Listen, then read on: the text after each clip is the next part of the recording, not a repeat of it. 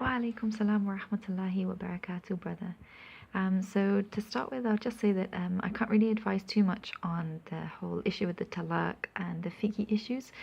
So I'd advise with this that you seek advice from an imam or from a scholar on this, so that you can get somebody who has the correct knowledge on this matter to advise you regarding this kind of thing.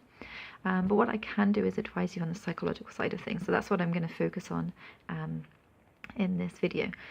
So beginning with looking at your marriage, since this is the thing that initially seemed to stem the problem, and the difficulties that you faced in your marriage as a result of what you've been going through. So we'll begin by going through this a little bit.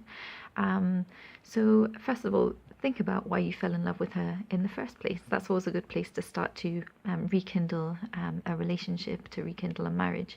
So think about why you fell in love with her in the first place and the things that you love about her most.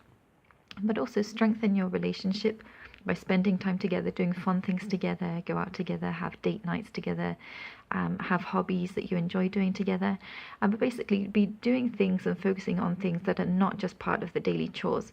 Often doing the daily chores together, just being involved in the daily routine, things can go stale and they can get boring. So it's about, trying to inject this spark into your marriage as well, to rekindle things to what they once were when you first got married. So you can do these things to really spark the relationship back once more and enjoy time together.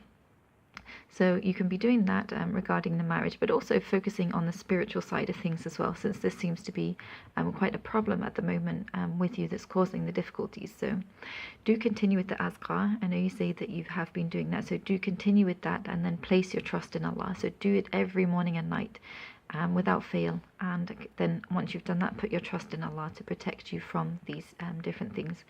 Again, with the ruqya as well, you've performed ruqya, so continue with this as well and have patience with it, and inshallah you'll start to see a change here as well.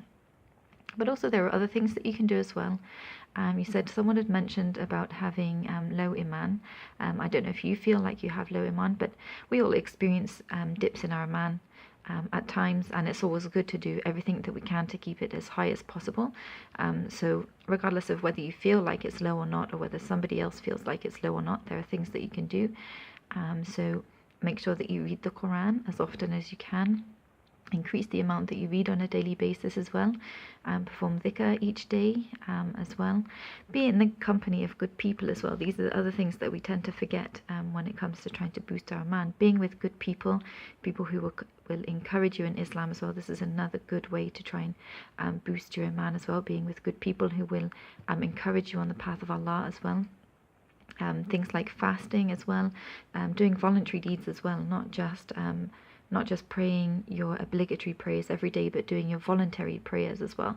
So these are all things that you can be doing as well to boost your iman as well. You also said that you did trust in the trials of Allah as well. Even though you do your azkar every day, you do understand that we will face trials. Everybody faces trials, and you trust Allah with this as well. So try and focus on the positives that come with trial as well. Often, when we face trial, we think about the negatives that we're going through and we start feeling very sad.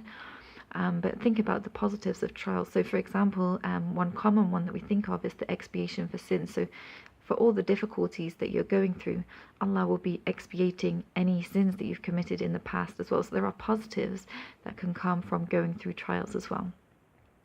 So ultimately, obviously seek the advice of a scholar regarding the fiqh issues, but you can improve your marriage by doing things together and remembering the love between the two of you and enjoying your time together outside of doing the usual daily chores as well.